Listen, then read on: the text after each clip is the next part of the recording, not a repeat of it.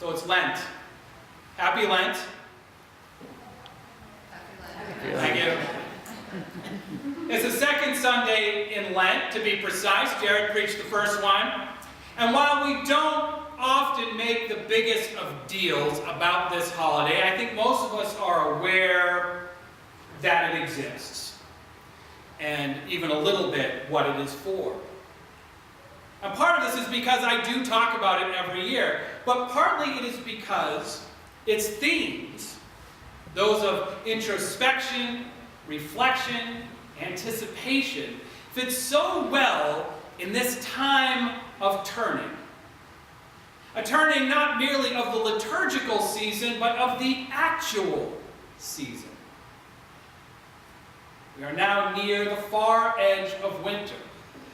And lately, the ice has been closed around us, blocking out so much of the sun.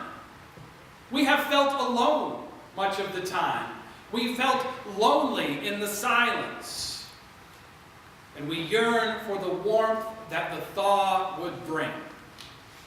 And just when we think we cannot take it anymore, like whatever that storm was we had on Thursday, there's a drop of water and a change in the wind, and something green appears, pushing up and out of the ground in a small corner that we now notice is no longer obscured by snow.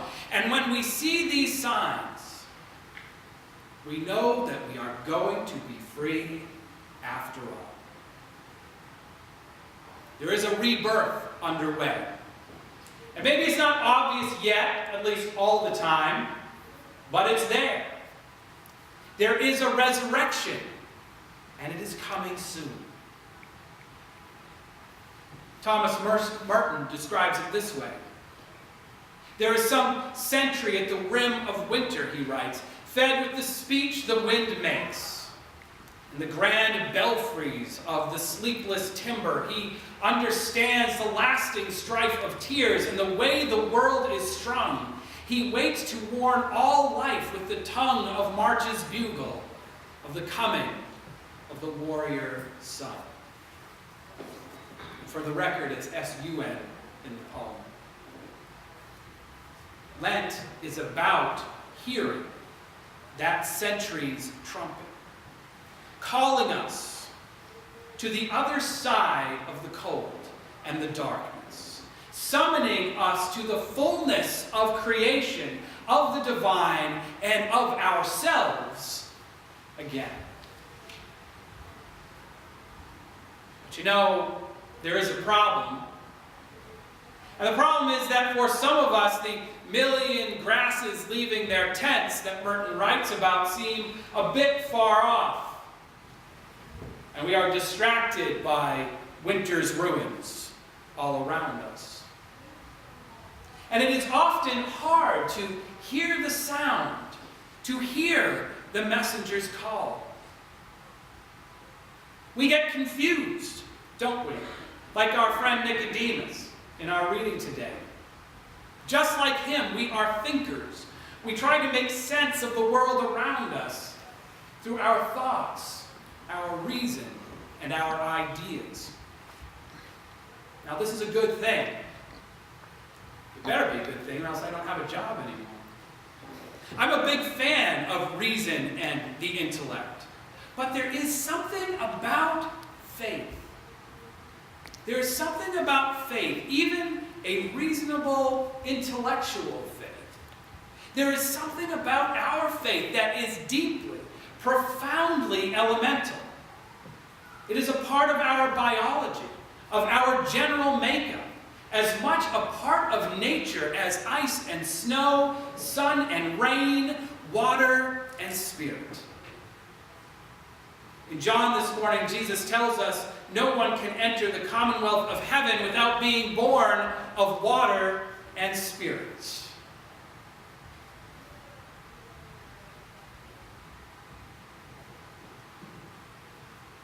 But for us, in the winter, the actual winter, or the winter of the soul, something we can experience in the heat of summer.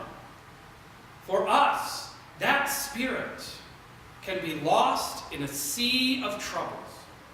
Each of us struggling with our own burdens, each of us in isolation, feeling cut off from light and love, from that promise of God. A promise articulated in just one of many ways in the book of Genesis today that we began our service with. I will make you a great nation, it says, and I will bless you. I will bless you. There is a way in which, like Nicodemus, we can think as much as we want. We can reason as much as we want. We can deduct as much as we want. However, to feel whole again requires the motion of the Spirit, requires the wind to blow, requires grace. Requires grace. And that is what we are supposed to open ourselves up to now in Lent, at the end of winter. All of us here in the final days of winter could use a little self-discipline. And probably something more useful and lasting than giving something up or taking something on. What we need is a change in attitude, a reordering of our priorities. We need to leaven, you all know that word, right? Leaven the harsh matter of our reality with grace-filled lives. This season, this Lenten season, isn't about thought and reason, is it? But it is about something just as holy and just as ancient. It is about imagination. It is about creation and creativity. It is about dreams waiting to be dreamed. And finding ways to worship and to be worshipful wherever we may be, with both our minds and our hearts. Now, reason and imagination are not enemies, right? They do work together. Yesterday morning, your Euchestra got together, as we do, to figure out what we were going to do with today's hymn. And everyone had ideas. Everyone had a part of the vision. And we sat down over here, where we usually put the collection plates, and we talked about it. We talked about what we always talk about at band rehearsal. We talked about practical stuff, thinking stuff. Who's going to do what part? How do we balance the sound? In fact, I was texting Lee last night to make sure that the sound sounded right. What should be different from the way we normally sing this hymn? And what should be the same? And we talked about it right on down to the notes and the chords and the words we chose to sing. And it's the same sort of conversation that occurs in the choir. And it's the same one that Stephen has with himself, with me, and with others as he plans his pieces. But there's another conversation that is going on.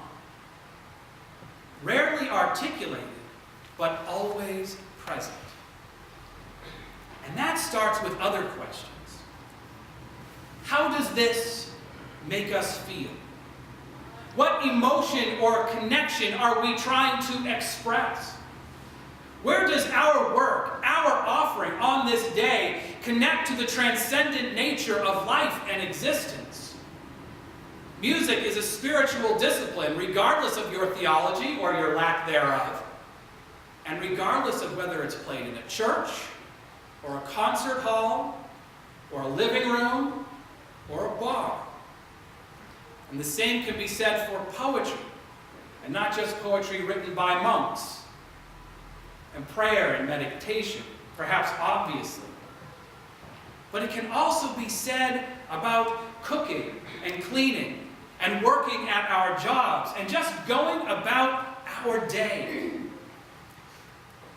In fact, anything we do with music and mindfulness, that is, anything that we do while we ask these questions, not just the practical, but the spiritual questions, moves us outside ourselves and brings us to the discipline of Lent.